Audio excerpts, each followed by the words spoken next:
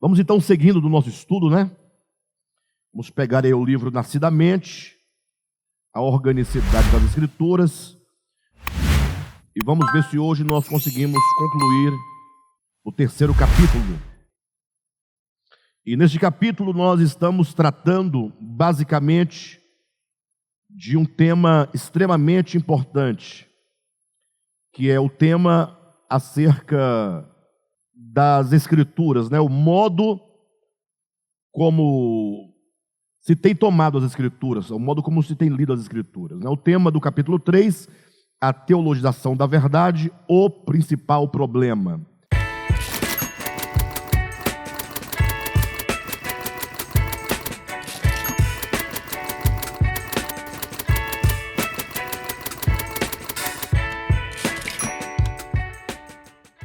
Estamos na página 41, ok? Abra na página 41 para darmos seguimento.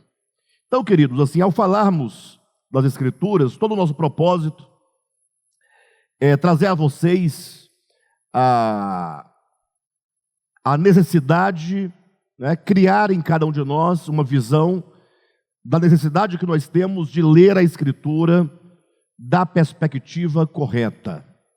Eu digo isso porque é um fato, né, notório de que há muitos modos de ler a Escritura. Há muitas interpretações acerca da Escritura. Isso não significa que toda e qualquer leitura ou toda e qualquer interpretação seja adequada. Não é isso que eu estou colocando. Eu estou colocando um fato. Né? As pessoas, nas suas mais diversas linhas teológicas, acabam lendo a Escritura de um modo diferente. E nós entendemos que a Escritura, ela, enquanto testemunho de Deus, testemunho de Jesus Cristo, sobretudo, ela precisa ser lida a partir do seu espírito. É aquele texto que Paulo diz que a letra mata, mas o espírito vivifica. E eu chamo a atenção de todos, né, sobretudo daqueles que estão um pouco mais atentos, que poderão argumentar dizendo, não, Alexandre, você está equivocado. Porque quando Paulo diz em 2 Coríntios, capítulo 3, versículo 7, que a letra mata e o espírito vivifica, ali ele está falando da lei de Moisés, e não da Escritura. Mas veja que o que ele está colocando é que a letra é exatamente aquilo que Moisés recebe por escrito das mãos de Deus. E aquilo que Moisés recebe, que é, num primeiro momento, as tábuas do 10 mandamentos, que é o Decálogo, e também o livro da lei, que é o livro de Levítico. A partir do momento que o povo de Israel tomou as Escrituras, aquilo que eles receberam por escrito de Moisés, a letra pela letra, tudo que eles conseguiram fazer foi um grande arranjo teológico e dogmático acerca daquilo que Deus queria revelar, e não foi possível pelo modo como eles leram a Escritura. E a prova, nós vimos aqui neste capítulo 3, é que quando o Cristo de Deus veio ao mundo, houve ali um grande contraste entre o Cristo de Deus e o modo como os judeus liam as Escrituras. Não se pode dizer que Jesus estava contrário à Escritura hebraica. Não. O Cristo de Deus estava em plena harmonia com a Escritura hebraica. O que não estava em harmonia era a interpretação que os judeus deram acerca da Escritura, acerca do Cristo. Aí criou-se um grande conflito. Daí vocês perceberem que todas as vezes que Cristo se encontrava com o povo ali, com os líderes da religião judaica, os portadores da interpretação das Escrituras, havia um choque, né? Isso porque eles queriam aplicar a Escritura hebraica a letra pela letra, ou, usando um termo mais comum a todos nós, queriam aplicar a Escritura ao pé da letra, enquanto Cristo estava sempre olhando para o espírito da Escritura. A Escritura tem um espírito, tem uma essência. Daí nós entendermos que, se você lê a Bíblia, a letra pela letra, presta atenção nesse detalhe, lendo a Escritura de Gênesis a Apocalipse, observando tão somente o aspecto literal da Escritura, o que você vai observar fatalmente? Que há muito da Escritura mas é muito, que se tornou obsoleto, que não é mais aplicável a nós que vivemos no século 21. Mas não é mais aplicável, não é porque nós nos tornamos uma sociedade que se apostatou das Escrituras. Não, é porque de fato e de verdade, você vai observar que a maioria dos sistemas teológicos e denominacionais, nenhum deles toma o todo absoluto das Escrituras como regra de fé e prática. Todos eles vão confessar aqui ou ali que este ou aquele texto não é aplicável mais aos nossos dias. Isso não é nenhuma novidade, porque o próprio Cristo declarou alto e bom som essa questão em Mateus capítulo 5, capítulo 6, capítulo 7, quando em alguns momentos ele dizia assim: olha, vocês ouviram o que foi dito aos antigos? E aí ele menciona aquilo que fora dito aos antigos. Ele diz agora: eu, porém, vos digo. Quando ele diz eu, porém, ele está trazendo o princípio vital, orgânico das Escrituras, o espírito das Escrituras, que é aplicável a todos os tempos, a todos os homens, onde quer que eles estejam. Ou seja, o espírito da palavra é atemporal. O espírito da Escritura não é algo que tem validade somente num dado momento. Não. O princípio da Escritura é o espírito da Escritura. É o que Paulo diz: a letra mata, mas o espírito vivifica. E aí nós temos uma demonstração que comprova esse fato. E cada um de nós que está neste momento ouvindo essa mensagem será testemunha desta verdade.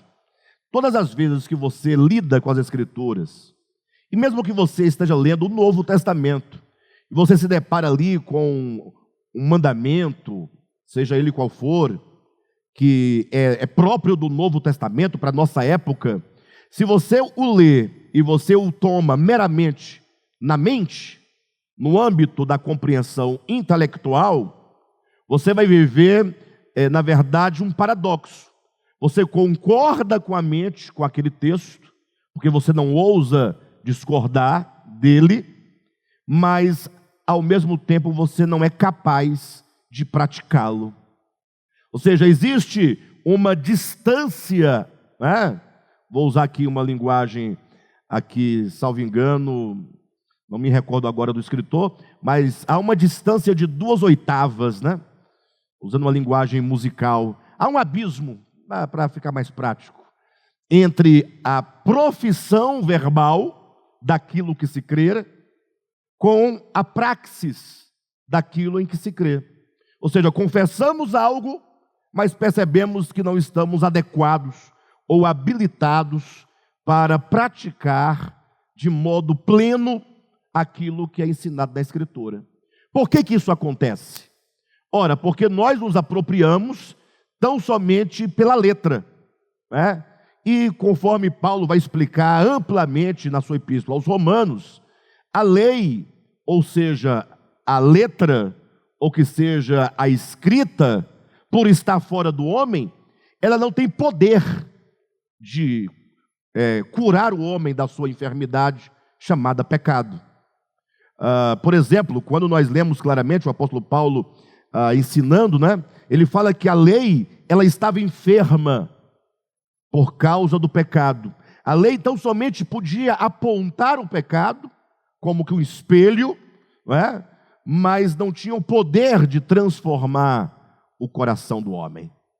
Por isso que, tratando-se de Antigo e Novo Testamento, estamos falando de Antiga e Nova Aliança, está dito mesmo no Antigo Testamento as seguintes palavras: eis aí vem dias, diz o Senhor, em que firmarei nova aliança. Ou seja, ele havia feito uma aliança, que é o Antigo Testamento. E agora ele diz: eu vou fazer uma nova aliança. Aí você pergunta: ora, Deus já fez uma aliança, vai fazer uma outra aliança? Qual a necessidade de se fazer uma outra aliança, uma nova aliança, se já tinha uma aliança feita com o povo de Israel? Aí Deus explica: farei nova aliança, não segundo a aliança que eu fiz com os seus pais, quando os tirei da terra do Egito. Ou seja, é uma aliança diferente. Aí você pergunta, em que consiste esta diferença? Aí Deus continua dizendo, nas suas mentes e nos seus corações eu imprimirei as minhas leis. Ou seja, a vontade de Deus não será algo agora recebido meramente de forma exterior, mas agora a vontade de Deus será inscrita no coração, inscrita na consciência, inscrita na mente. E é isso que nós chamamos de orgânico, aquilo que é realizado dentro do nosso ser. É sairmos do âmbito de qualquer luta e de qualquer apologia, de qualquer defesa a regras exteriores, para podermos, ao ler a Escritura, do ponto de vista do seu significado espiritual, nos entender interiormente e passarmos a ter uma experiência das verdades, sejam as verdades negativas ou as verdades positivas, né, de Deus em relação ao homem. Eu chamo de verdade negativa quando é a verdade que Deus expõe acerca do problema do pecado. Não é? O pecado não é um fato. O ser humano não tem uma doença interior chamada pecado, que é uma inclinação e uma ilusão que o afasta constantemente de Deus. Então, isso é uma verdade das Escrituras. Só que é uma verdade que tem um tom negativo, porque fala de algo negativo, que é o pecado. E as verdades positivas são aquelas que falam, por exemplo, quando diz, o reino de Deus está dentro de vós. Também é um fato, também é uma verdade declarada pela Escritura, mas é um aspecto positivo, porque fala das coisas sagradas, das coisas divinas, né? No caso específico do reino de Deus. Vamos continuar nossa leitura nesse sentido, página 41, aí no último parágrafo, depois das 3 estrelinhas. Diz assim, a igreja dos primeiros séculos, vamos colocar primeiro e segundo século, caminhou na mesma direção dos ensinamentos de Cristo. Ou seja, a igreja do primeiro século caminhou no mesmo sentido da organicidade dos ensinamentos de Cristo. Tudo o que Cristo ensinou referia-se a uma condição do coração do homem, ou uma condição atual do coração do homem, ou uma condição ideal para o coração do homem. Mas sempre Cristo estava falando do ser, sempre do coração. Jesus não gastava tempo debatendo teologia com os líderes judaicos. Observam que eles estavam sempre confrontando a Cristo, dizendo, mas está escrito, na lei está escrito, Moisés manda, Moisés ordena. E Jesus sempre dirigindo o olhar deles para dentro do homem. Então a igreja dos primeiros séculos, século I e II, caminhou na mesma direção dos ensinamentos de Cristo. Por não haver ainda a Bíblia, e aqui é interessante notar que a Bíblia, presta atenção nesta informação extremamente importante, a Bíblia, essa que vocês carregam assim, que nós carregamos, aqui nós temos 2 Bíblias, tá? A Bíblia hebraica, que é a Bíblia dos judeus, que vai de Gênesis a Malaquias, e a Bíblia cristã, que é a Bíblia da igreja, que é o Novo Testamento, que vai de Mateus até o livro do Apocalipse. Então a Bíblia cristã, a Bíblia da igreja, é o Novo Testamento. A Bíblia hebraica anunciava aquele que viria. Cristo veio, e quando ele veio, ele transmitiu toda a vontade do Pai em realidades espirituais aos seus apóstolos, que escreveram, os evangelhos, escreveram Atos dos Apóstolos, escreveram as epístolas, escreveu o Apocalipse, ao longo, foi escrevendo ali ao longo do primeiro século. Para vocês terem uma ideia, o primeiro livro do Novo Testamento escrito foi a carta de Paulo aos Tessalonicenses. Depois, o segundo livro a ser escrito foi o Evangelho de Marcos. E daí, Paulo ia escrevendo, os apóstolos iam escrevendo, mas essa Bíblia cristã não tinha esta configuração. No primeiro século, os irmãos não iam a uma reunião da igreja com uma Bíblia na mão. Não havia a Bíblia. Tinha, na verdade, muito provavelmente, por volta do ano 40, 50, já tinha a Didaquê. Né? Didaquê, poderíamos dizer que seria como que um catecismo da igreja. Né? Como que um livro ali provisório que reunia os ensinamentos dos apóstolos, tratando-se da praxis da vida cristã. Mas nem isso posteriormente veio a incluir a Bíblia Sagrada, sobretudo a Bíblia cristã, que é o Novo Testamento. Então, no primeiro século os cristãos não tinham Bíblia, como nós temos hoje. Não havia o Novo Testamento. Ainda que logo veio a primeira carta de Paulo, depois, mas isso estava espalhado, não estava organizado, não estava canonizado. Não havia um livro, uma impressão, que todos tinham acesso, que todos liam, que todos interpretavam. Não havia isso. Então, a igreja do primeiro século, a igreja dos primeiros séculos caminhou na mesma direção dos ensinamentos de Cristo, por não haver ainda a Bíblia, enquanto conjunto de escritos formais e estabelecidos como tal, os santos, a igreja, os irmãos, eram orientados e alimentados apenas com os ensinamentos do Senhor, os quais eram transmitidos oralmente pelas testemunhas e pelos primeiros pais da igreja. Então, era uma relação de testemunho apostólico. Os apóstolos davam testemunho, porque eles eram testemunhas. E mesmo também aqueles que, ao se aproximarem dos apóstolos, também tornaram-se testemunhas dos apóstolos. Porque muitos estiveram com Paulo, vivendo com ele, sendo discipulado por ele. E após a morte de Paulo, havia então os seus discípulos, que davam seguimento, ensinando aquilo que ouvira de Paulo, que por sua vez ouvira de Cristo. Então, era assim que ocorria. Continuando a leitura. As cartas que foram escritas pelos apóstolos do primeiro século não serviam, no primeiro século, no caso, como documentos dogmáticos a serem observados exteriormente. Ou seja, hoje, quando você tem uma situação, você fala, não, vamos à Bíblia, não é isso? Porque você tem a Bíblia como um documento confiável, inspirado por Deus, etc. E aí você vai a uma carta do apóstolo Paulo, a uma carta de Pedro, buscar a fundamentação daquela doutrina, daquele pensamento. Mas isso não acontecia ainda no primeiro século. Eles não tinham isso ainda, essa organização, essa Bíblia, conforme nós temos hoje. Então veja que as cartas escritas pelos apóstolos do primeiro século não serviam como documentos dogmáticos a serem observados exteriormente. Antes, como o próprio nome as designa, as cartas eram missivas, que por razão da distância e ausência dos apóstolos foram usadas como meio de comunicação para orientar o pequeno rebanho de Deus.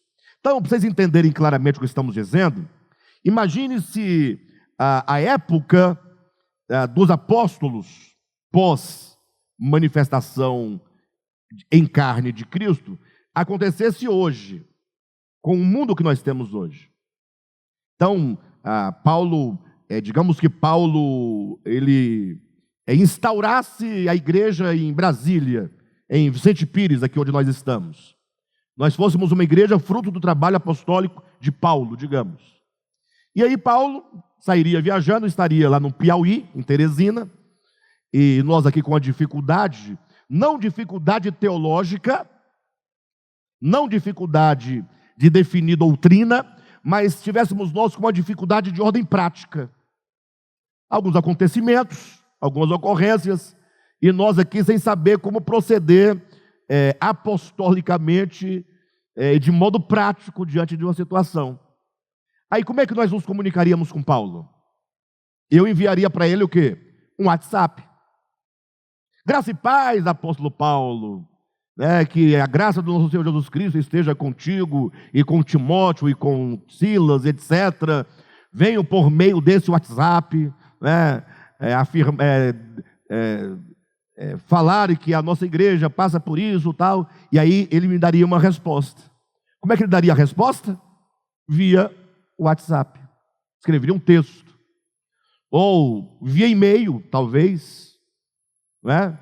Certamente não escreveria Paulo uma carta nos moldes de você pegar um papel, uma caneta, escrever, enviar pelo correio, ou enviar para um irmão lá do Piauí, que Paulo estaria lá. Olha, quando você for a Brasília, leve e entregue aos irmãos de Brasília.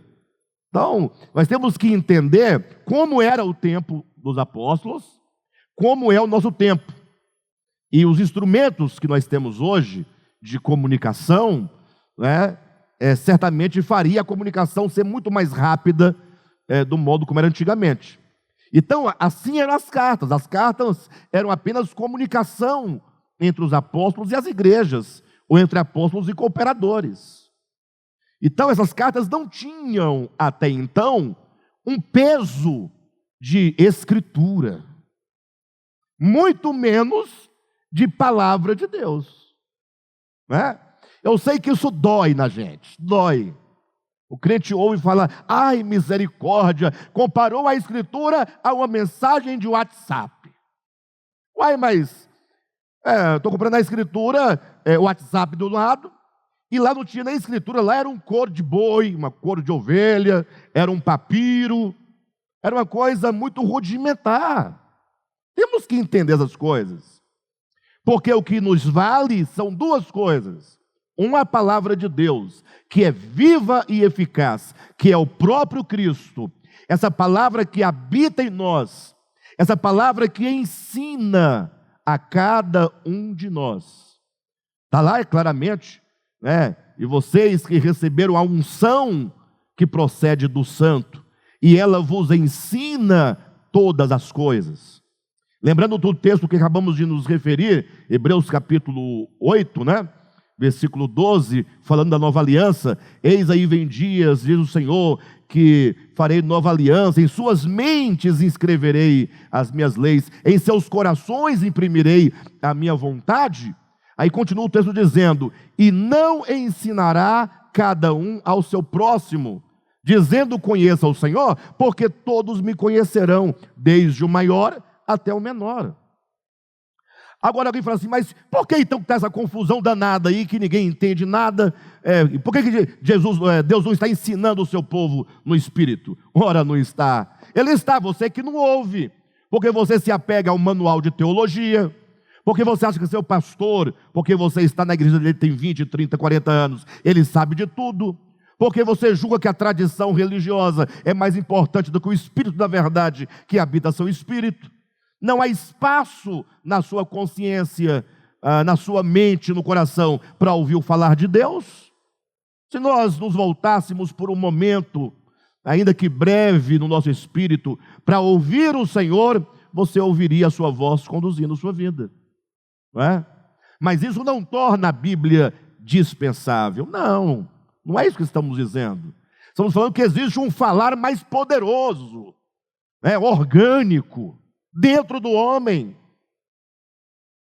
Por essa razão é que a teologia leva os crentes a conclusões das mais absurdas possíveis. Por exemplo, se você indagar um crente dizendo, o que será daquelas pessoas que moram numa região tão distante e remota, em que eles não têm acesso à Bíblia? Não têm acesso. O que fazer? Existem pessoas assim? Povos, civilizações, que nunca ouviram falar de Moisés, não sabem quem é Moisés. O único Moisés que eles conhecem deve ser o dono da venda. Não sabe quem é Moisés, não sabe quem é Davi, não sabe quem é Salomão, não sabe quem é Jesus, não sabe quem é Paulo, não sabe o que é Bíblia, não sabe nada. Vive remotamente no tempo e no espaço. O que fazer? Aí os cristãos chegam à trágica conclusão, vão tudo para o inferno. Porque para ser salvo tem que aceitar Jesus. Se eles não aceitaram Jesus, não interessa, não ouviu, não interessa. Não tem como ser salvo. Porque aceitar Jesus para eles é um dogma, é uma doutrina, que não serve para nada absolutamente. Pastor, aí você está acabando com tudo. Aceitar Jesus não serve para nada. Ora, se servisse a igreja de Cristo não era o que é. Porque lá todos dizem que aceitaram. E aceitaram? A igreja de Jesus Cristo do século XXI aceita Jesus como seu único e suficiente Salvador? Onde? Está o desafio aí. Onde? Não estou dizendo que não haja pessoas que receberam verdadeiramente a Cristo. Eu falo de igreja, instituições, a começar pelos pastores. Se os pastores tivessem recebido a Cristo, na sua maioria, não estariam transformando a igreja em negócio. Porque o reino de Deus não é comida nem bebida, muito menos negócio, muito menos dinheiro. Jesus Cristo não pregou o dinheiro como doutrina.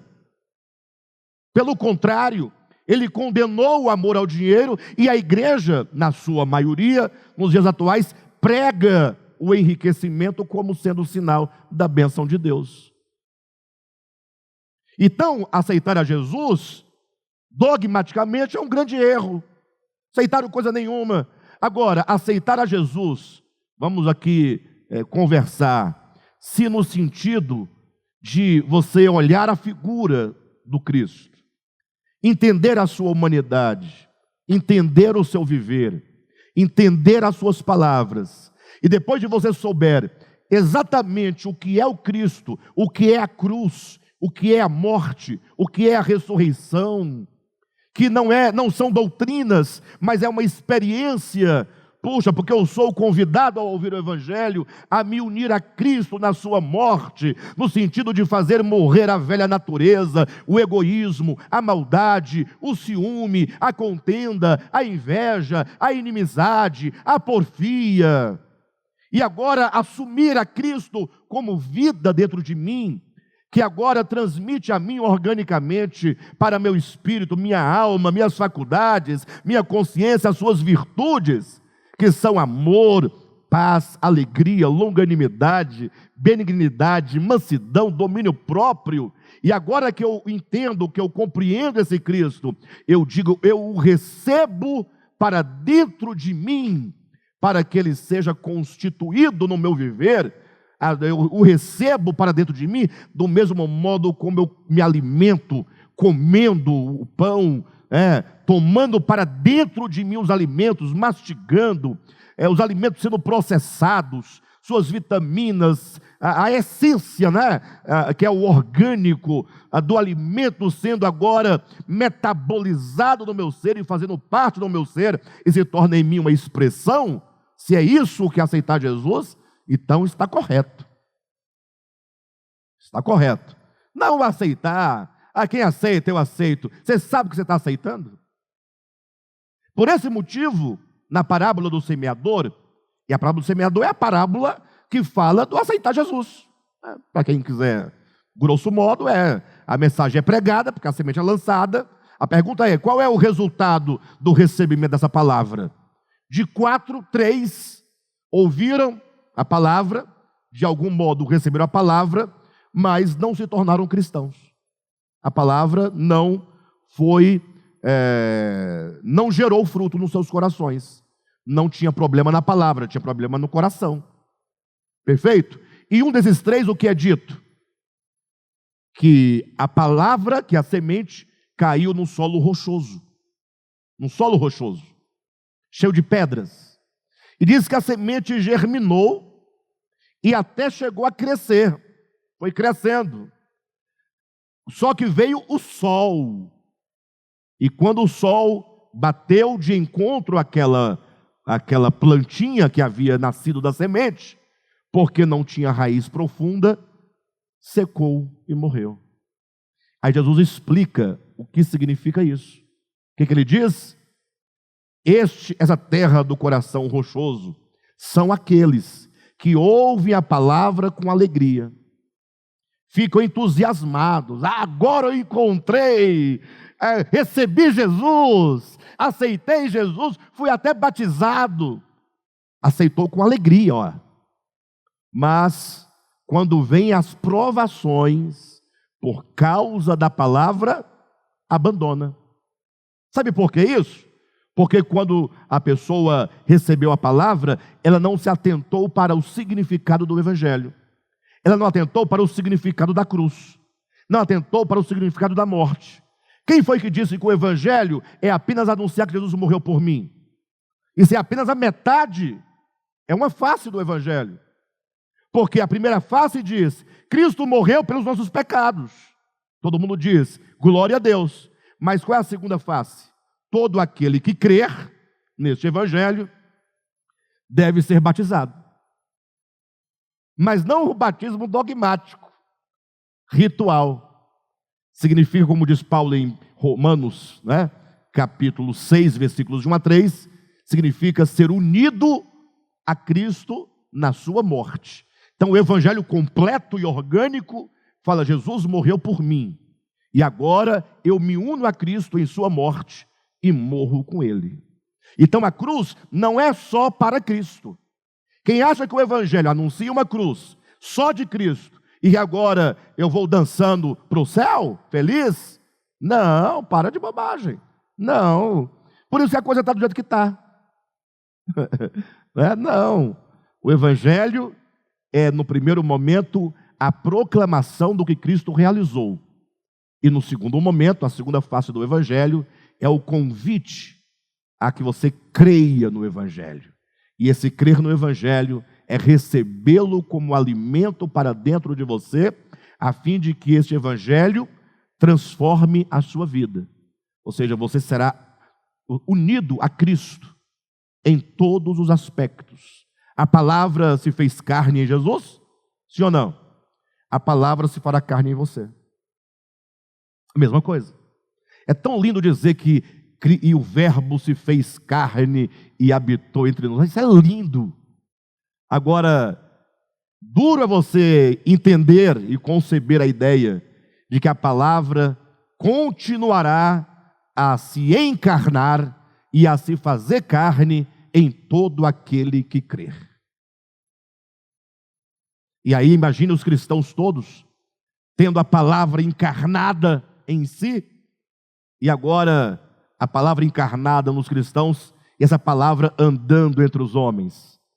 Não é por isso que Paulo diz lá em 2 Coríntios capítulo 3, referindo-se aos coríntios, dizendo, vós sois cartas vivas, escritas não com tinta, mas pelo Espírito do Deus vivente. Ora, se nós somos cartas escritas, e essa carta, Paulo diz, não é carta de papel e caneta, então essa carta é a palavra que é inscrita em nós. E o que é a palavra inscrita em nós, senão a palavra encarnada? E agora essa palavra encarnada em todo aquele que crê, tendo uma expressão no viver humano de cada um de nós. Então, crer em Cristo é ter a experiência da encarnação. E quando então nós nos associamos a Cristo na sua morte, nós estamos tendo a experiência espiritual do batismo. E aí Paulo vai dizer em Efésios capítulo 2, que nós, os que de fato cremos, fomos ressuscitados juntamente com Cristo. Então nós experimentamos a ressurreição. Então quem disse que o evangelho é só Cristo quem encarna, é só Cristo quem morre, e é só Ele que ressuscita por mim? Não! A palavra se encarna em mim, e eu morro com Cristo, e eu ressuscito com Cristo. Ou seja, o evangelho é uma união do homem com Cristo. Por isso Paulo vai dizer, estamos nós assentados com Cristo nas regiões celestiais. Então nós ascendemos aos céus com Cristo.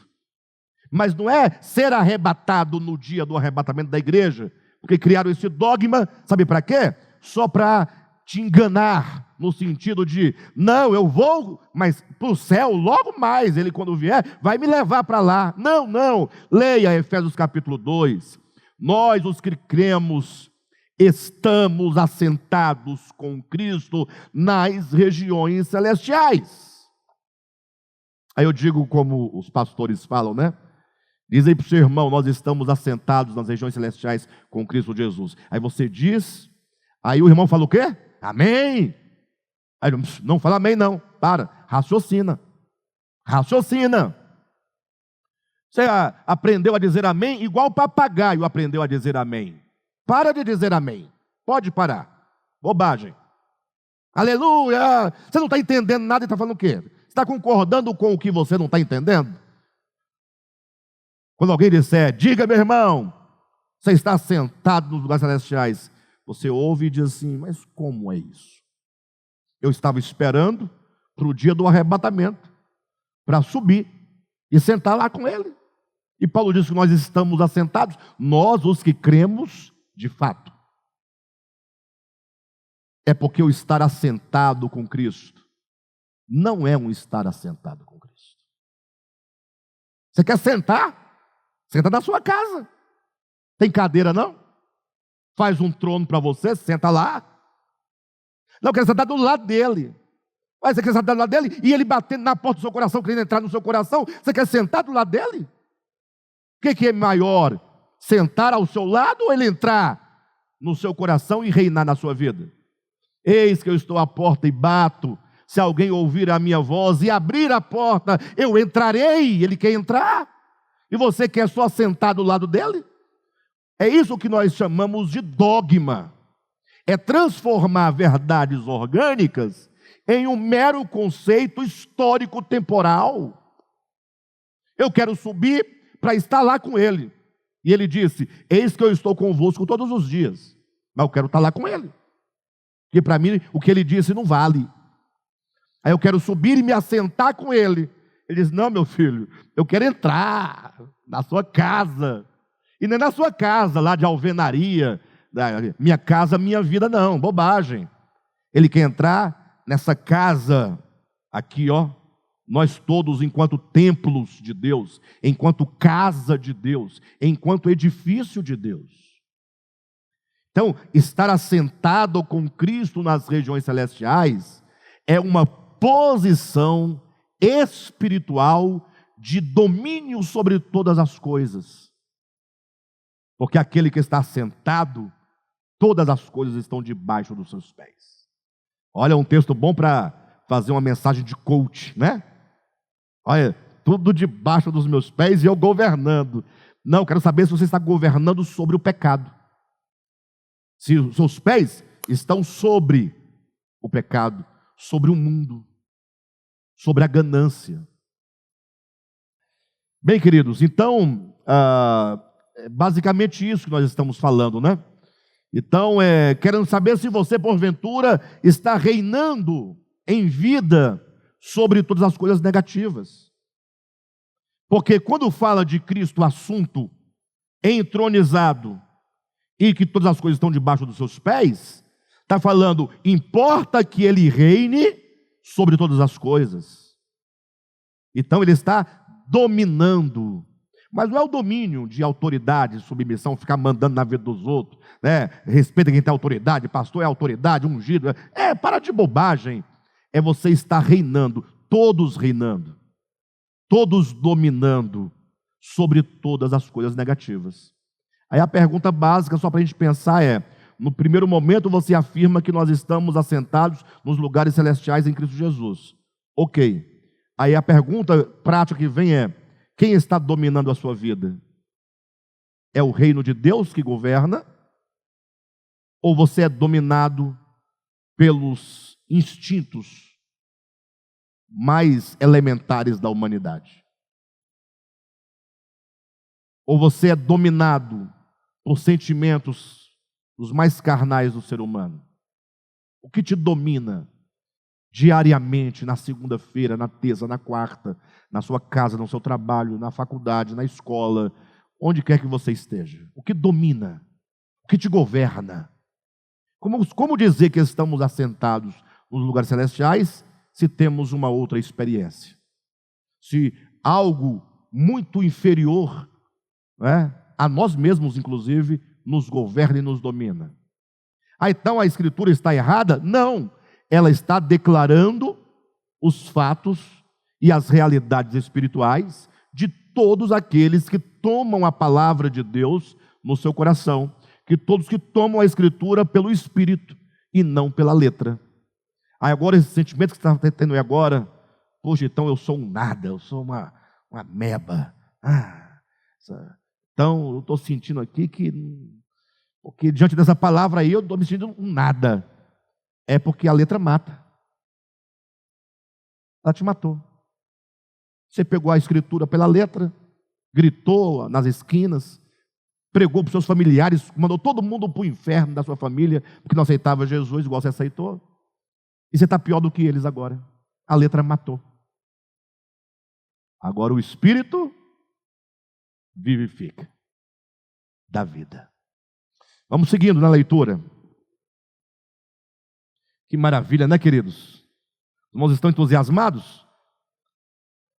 Oh, maravilha. Então, página 42, lá na quinta linha de cima para baixo. As cartas que foram escritas pelos apóstolos do primeiro século não serviam como documento dogmáticos a serem observados exteriormente. Antes, como o próprio nome as designa, eram missivas que, por razão da distância e ausência dos apóstolos, foram usadas como meio de comunicação para orientar o pequeno rebanho de Deus. Vindo, entretanto, o quarto século da era cristã, nasceu a igreja oficial.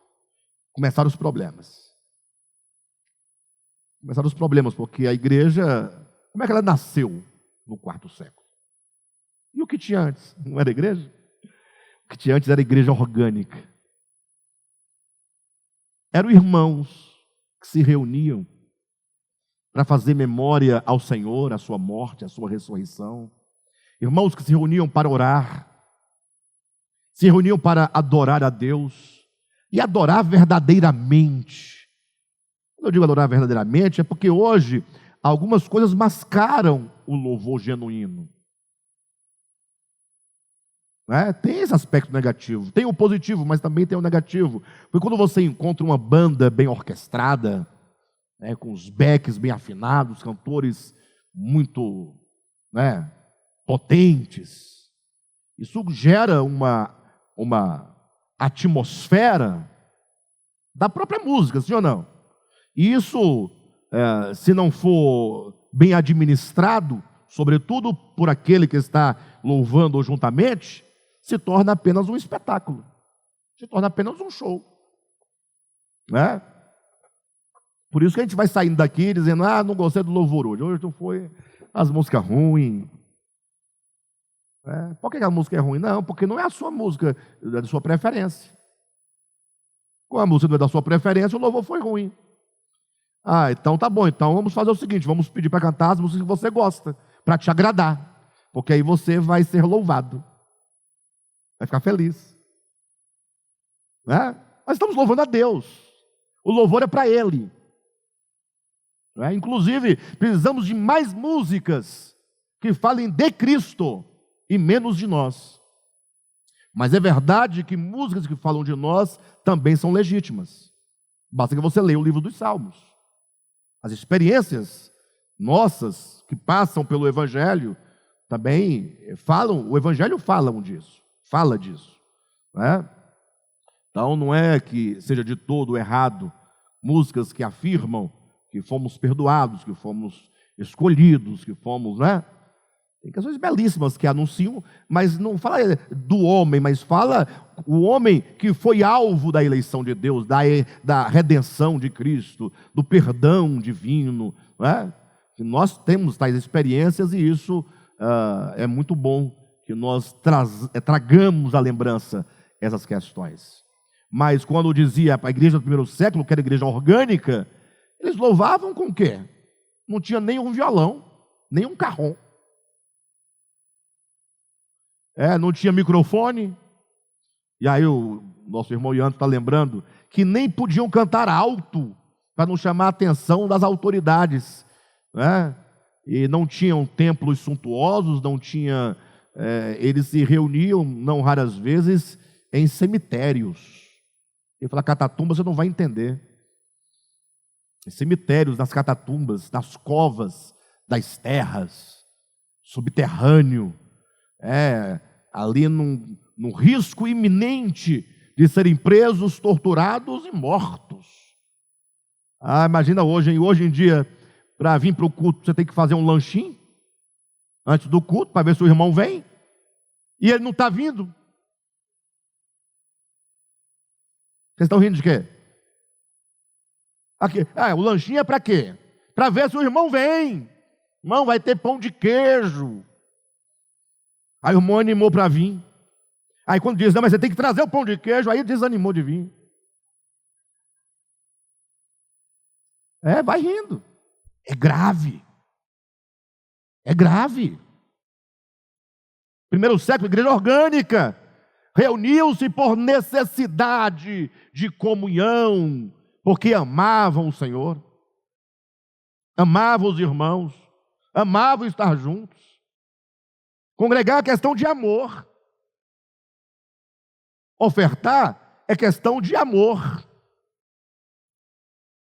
Não é nem de responsabilidade, é amor. Porque se você fizer qualquer coisa, se não for por amor, de nada serve. Não é? Nós temos que pensar essas coisas. A igreja do primeiro século era igreja. Aí chega no quarto século, nasce a igreja oficial. Por motivos pessoais, motivos políticos, por interesses de manutenção do poder. Roma estava se deteriorando enquanto império. Os Césares estavam perdendo o seu poder. O império estava se diluindo. Quando então alguém falou, opa, tem que fazer alguma coisa para ver se a gente reestrutura o nosso poder. Daí a grande ideia do indivíduo de falar, sendo ele um romano, sendo ele um imperador, disse, eu vou aceitar Jesus, aí eu pego os crentes tudo para mim, tudo vai me apoiar. É igual agora a política. Entra para a igreja e o camarada nunca foi numa igreja. Aí na eleição vai para a igreja. Para quê? É para os crentes bestas votar nele. Não vão votar no fulano porque ele se batizou. Não, eu vi ele tomando uma ceia. Bobinho, né? Você é bobinho. Inocente. Né? Para não falar outra coisa. Você é tonto. Porque quer o seu voto. A igreja tinha que se atentar para isso. E até que pudesse votar nele ou naquele, não importa. Mas não por esse tipo de artifício mentiroso. Sim ou não, pessoal? Vou falar a verdade aqui, para nós aqui. Por isso que, pela graça de Deus, no DEVAP, nunca nenhuma autoridade constituída, e nem por constituir-se, subiu em plataforma para falar com membro de igreja. Já teve aqui no nosso meio pessoas, tanto pleiteando um cargo público, como já teve pessoas já empossadas, e se assentaram no mesmo lugar que vocês estão agora, e ouviram a palavra do mesmo modo que vocês estão ouvindo agora. E nem foram apresentados, não por maldade nossa, não, mas é porque nós não temos o costume. Então, como eu não tenho o costume de falar, o fulano, fique de pé, seja bem-vindo, é falta de costume. Então, se eu não faço isso com um irmão que vem lá do Sol Nascente, por que nós faríamos isso com um deputado? Aí ele é uma autoridade. Não, e o outro é um filho de Deus, é muito maior. O outro está sentado com Cristo nas regiões celestiais. Então, não faria sentido, não é? Bem, de todo modo, vamos atentar para o que acontece com o nascimento da igreja oficial. Vindo, entretanto, o quarto século da era cristã, nasceu a igreja oficial romana, como o resultado do casamento da religião com o Estado. Daí uma nova teologia foi criada. Era necessário, lógico. Tendo o paganismo e o judaísmo por inspiração. Embora procurasse apoiar seus ensinamentos nos escritos apostólicos. E aí é o paradoxo, é a contradição. Nós temos que ter os escritos do nosso lado, a Bíblia, né? Temos que ter alguma coisa. Inclusive, para quem não sabe, né? Essa Bíblia que você traz na sua mão, a Bíblia cristã, Novo Testamento, ela é um arranjo que quem fez isso, quem escolheu os livros que deveria entrar ou não aqui nesse cano e colocou na sua mão foi a Igreja Católica Apostólica Romana. Foi o Colégio Apostólico que criou esse arranjo, né? Essa coletânea de livros e colocou na sua mão. Foi ela que disse para você que a carta de Clemente não é inspirada. E a de Pedro é. Foi ela que falou. Quem está me entendendo? Dá para você parar um momento e falar assim, eu preciso confiar mais na palavra de Deus. Preciso buscar o Espírito de Cristo. Tanto é, e eu vou falar algo positivo de Lutero, que quando Lutero, na Reforma Protestante, se levantou contra a organização romana, aí entrou o problema Bíblia, entrou o problema Novo Testamento, entrou aí o problema de canonização dos livros, entrou aí o problema da leitura e interpretação da Escritura. Ou seja, o problema de Lutero, um dos principais era a Bíblia. E aí ele fala uma coisa que muitos cristãos não sabem que ele disse. E os que sabem, a sua maioria acha ele um herege por isso. Embora Lutero seja o camarada mais endeusado no processo histórico de reforma da igreja, pelos protestantes, mas ninguém fala desses aspectos, que são importantes. Lutero diz assim, olha, tratando-se do que é canônico e não canônico, porque ele está discutindo quais são os livros que entram no Novo Testamento, quais não entram, por que entra e por que não entra. Porque é uma coisa de se perguntar, se foi a Igreja Católica que reuniu esses 27 livros, e ao reunir, não foi somente reunir, foi escolher. Porque se são 27, quantos livros haviam? Ou havia? Essa é a pergunta. Você tem 27 do Novo Testamento. E Nivaldo? Havia quantos? 30? 40? 50? Havia 100? E agora alguém vai falar, não, esses 27 os outros não são. Não há um critério só de reunião dos livros. Há, sobretudo, um processo de seleção. O que entra e o que não entra. Debatendo isso, Lutero resolveu o problema daquele que, neste momento, eventualmente, pode estar dizendo assim, agora acabou tudo para mim, porque agora eu não acredito mais em nada, como é que eu vou acreditar num livro que... né, vai a conversa toda. Lutero deu a resposta, que é o que nós estamos tentando falar aqui todo dia, toda hora, e ninguém está entendendo. Lutero falou assim, olha, eu não quero saber se foi Paulo que escreveu, não quero saber se foi Pedro, se foi João, não quero saber se foi Pilatos, se foi Caifás, se foi Judas. Eu não quero saber disso. Só quero saber de uma coisa, ele dá a chave. Aquilo que eu estou lendo reflete o Espírito de Cristo. Se reflete, é de Deus. Se não reflete, não é de Deus. Até aqui não dá para escandalizar, mas ele continua dizendo, se aquilo que Paulo diz não refletir o Espírito de Cristo, é anátema. Mas foi Paulo. Não quero saber de Paulo, quero saber de Cristo. Eu sigo a Cristo. E se aquilo que porventura, ele vai falando hipoteticamente, Caifás, ou Pilatos, ou Judas Iscariotes, disse, são personagens que nós repudiamos, né? Porque é do outro lado, é do demônio, tal. Mas se o que eles disseram reflete o Filho de Cristo, é divino. Ou seja, Lutero é o primeiro a dizer, a chave de interpretação das Escrituras, a chave hermenêutica é Cristo. Se é Cristo, amém. Se não é Cristo, anátema. Alguém fala, não, mas Lutero não é parâmetro para ninguém. Lutero, tá bom. Então, você gosta de quem? De Paulo? Vamos para Paulo. Paulo diz, mesmo que nós quem? Paulo, Pedro, Tiago, João, nós apóstolos. Ou, se você acha pouco, mesmo um anjo. Mas não é qualquer anjo subindo dos infernos que quer nos enganar. Mesmo que um anjo vindo do céu, vos anuncie evangelho, que ultrapasse o evangelho por nós recebido, seja anátema. Então Lutero não inventou essa frase.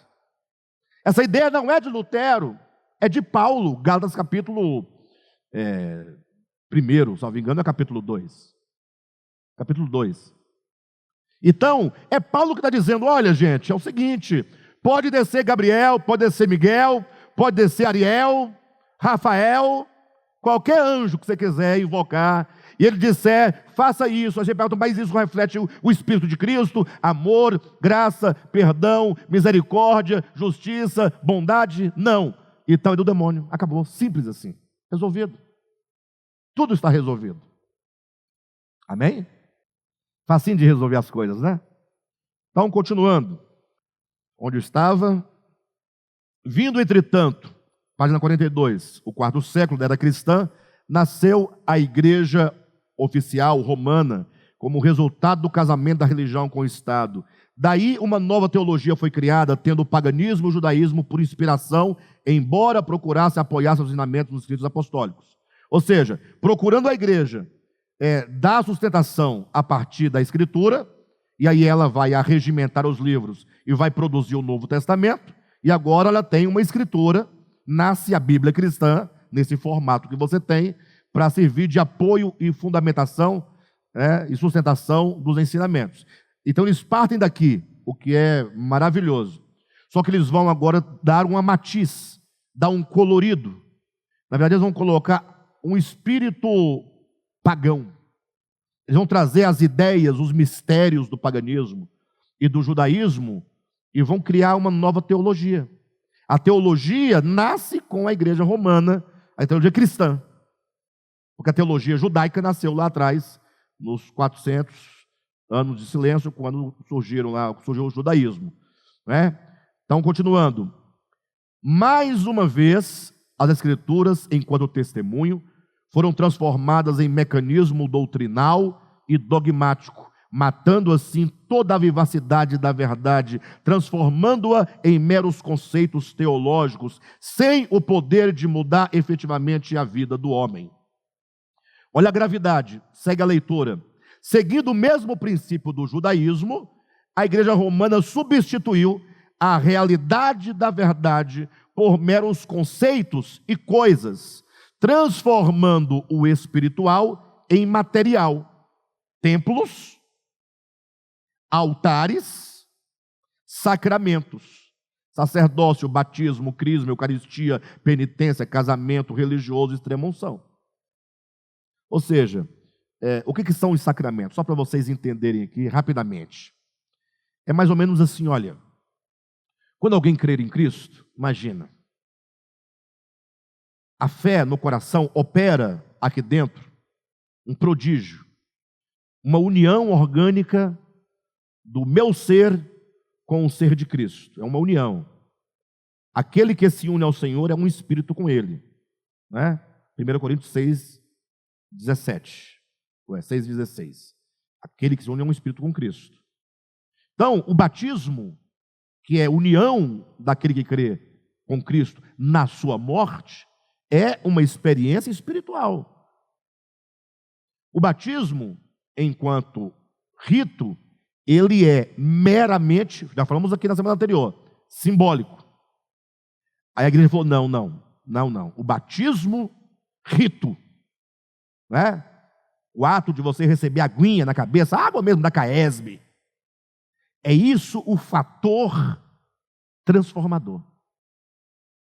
Você fala, entendi, então tem que ser batizado, né? Tem que ser batizado. Já tem um detalhe, só quem pode operar esse batismo é um sacerdote estabelecido, ordenado pela autoridade maior da igreja, que é o Papa. Então, eu dependo do batismo para ser salvo. É a ideia. Então eu quero o batismo. Mas aí eu preciso de alguém que opere a graça de Deus por mim. Essa pessoa se tornou o mediador entre você e Deus. E a Escritura diz, há um só mediador entre Deus e os homens, Cristo Jesus, homem.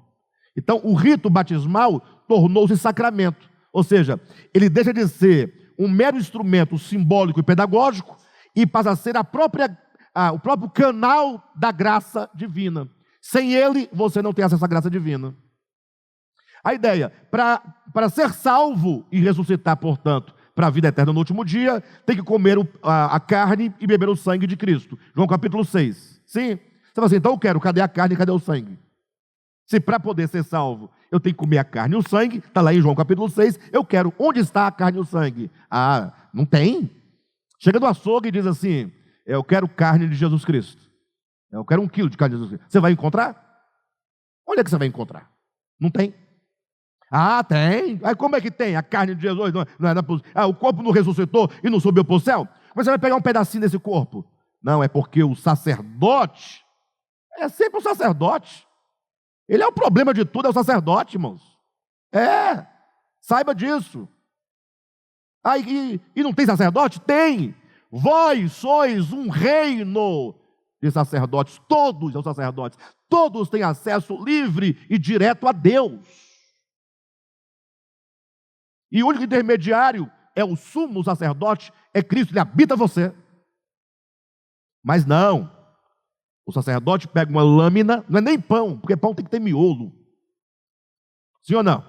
Pão tem que ter miolo, casca. Aí pega uma lasquinha, uma laminazinha, feita de trigo, água, sem glúten, importante afirmar, sem glúten, e diz que no momento que o sacerdote levanta a hóstia e consagra, ela se transforma em corpo, carne, sangue, alma e divindade. Virou Jesus. Isso é sacramento. Que não serve para nada, porque não tem nenhum sacramento aqui real. Não tem. Você está comendo lâmina. E pegando as palavras de Jesus, tudo o que entra pela boca sai para lugares escusos. Não é nenhuma blasfêmia. Quando você come aquela laminazinha, ela vai sair para algum lugar. Jesus falou, tudo o que entra pela boca sai para lugares escusos. Palavras de Jesus, não são minhas. Então agora você fala assim, eu quero a carne. Então quem tem a carne? O sacerdote. Entendeu, não? É isso que é doutrina.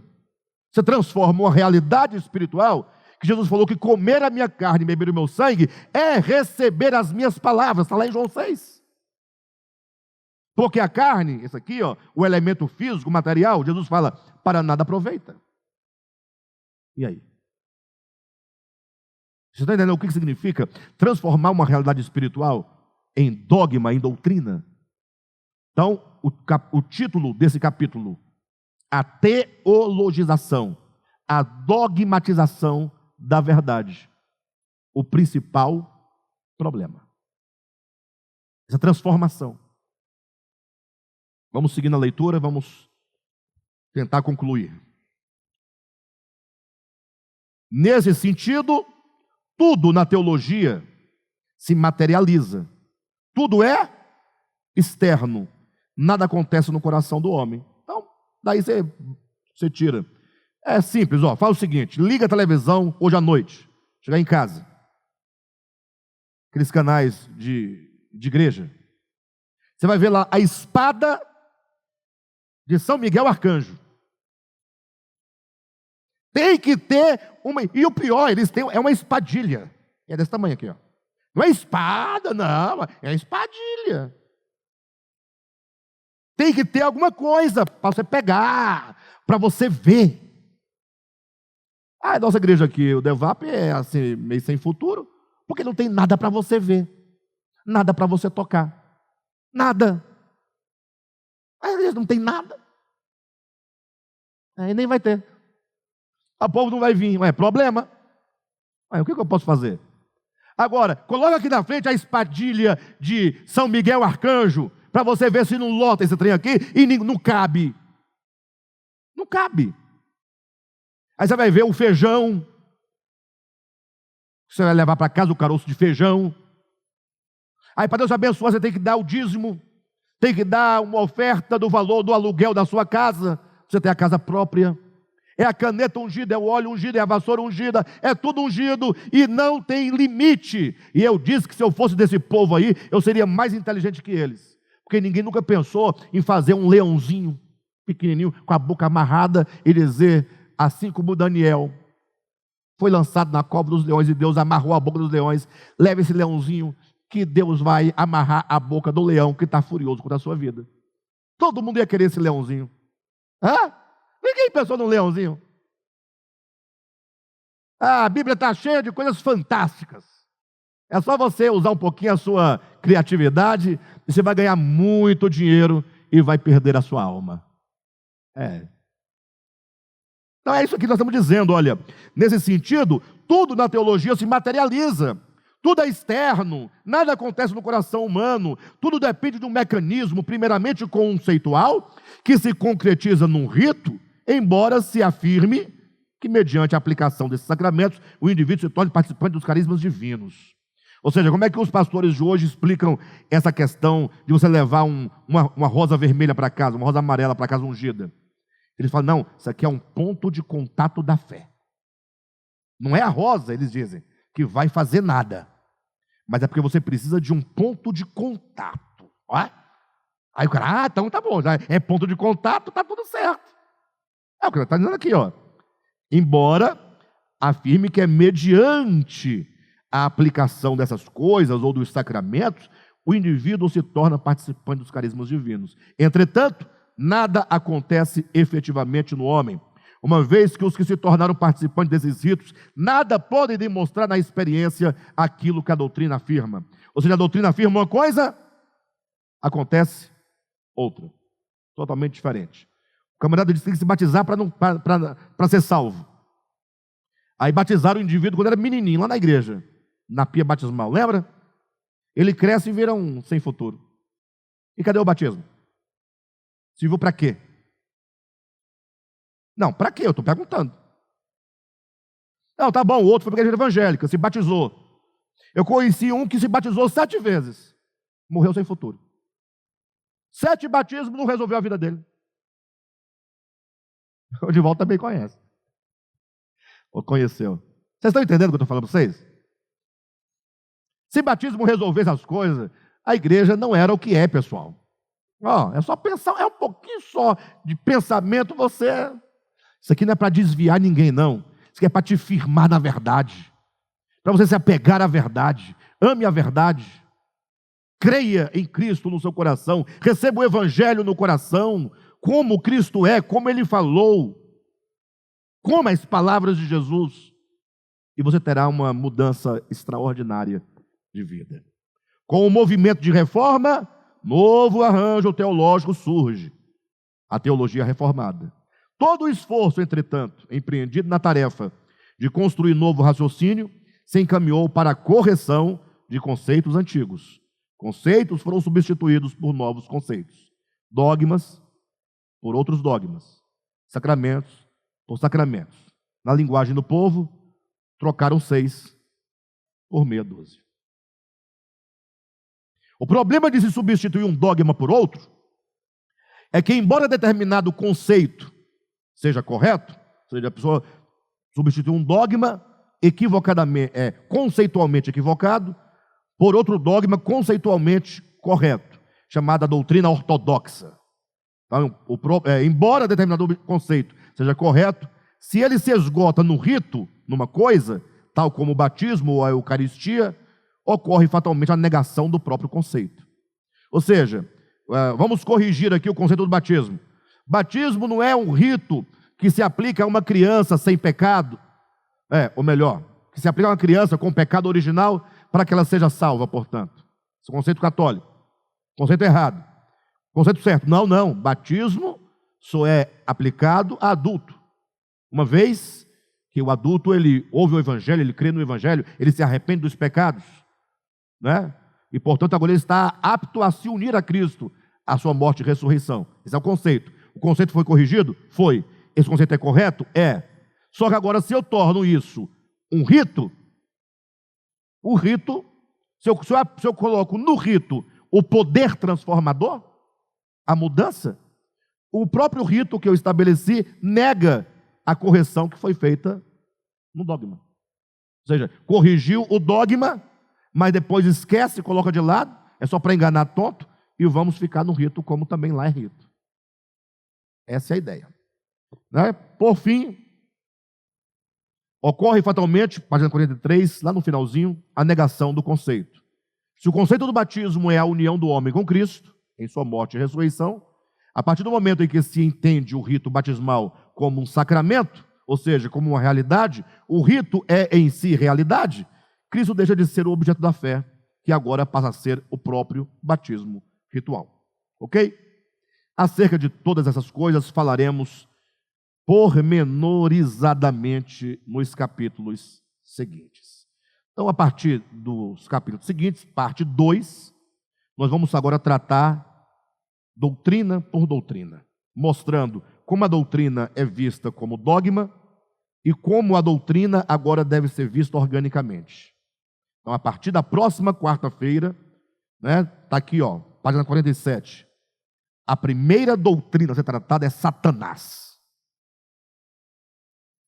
Satanás. Aí, Satanás é uma doutrina? É lógico, faz parte do grupo de estudos teológicos chamado angelologia. A doutrina dos anjos, em que tem um chamado Lúcifer, que caiu, etc. e tal, vai falando aquelas coisas todas. Perfeito? Então, Satanás. Na próxima quarta-feira vamos falar sobre Satanás.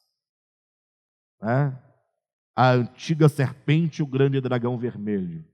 Nós vamos desmistificar essa ideia da legue vermelha, da capa preta, do tridente, dos olhos de fogo e dos pés de bode. A partir da semana que vem você vai ser liberto do diabo. Nunca mais o diabo vai te perseguir. E quando ele te tentar, você vai saber exatamente onde ele está.